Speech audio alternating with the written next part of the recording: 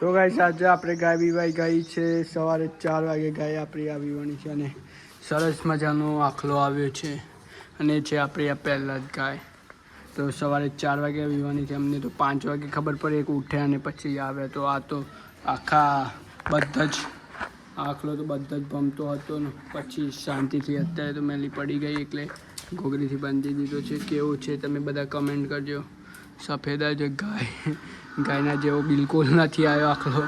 અને અમે તો સવારે જ્યારે આવ્યા ત્યારે તો આ બધા જ ભમતો વીવાણીથી તો પછી હું તેના 5 હવે શાંતિથી એટલે ટેકો લઈને બેઠો કેમ કે 4 વાગ્યાના ઉઠ્યા છે કંટાળો અને ખેતરમાં થોડું કામ બાકી છે પૂરા વગેરે ટ્રેક્ટર મળતું નથી ટ્રાય કરીએ છીએ બધાને તો હવે પછી ખેતરમાં પણ જવું છે અને હું તમને કહું તો આપણા પહેલે જ ગાય છે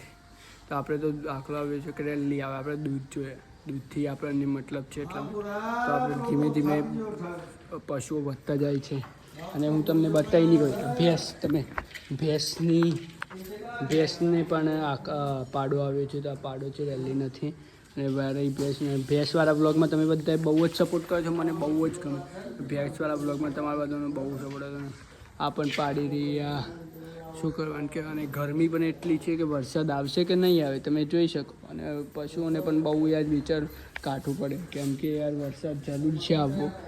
તો હું પણ આટલા પાછળ બેઠો છું એમના જોડે મને બહુ મજા આવે પાછળ આવું ને એટલી બહુ મજા આવે છે તમને મજા આવે કે નહીં એ તો ખબર નહીં પણ આપણને તો બહુ મજા આવે ખેતરમાં પણ જાઉં તો બહુ મજા મને તો આવે તો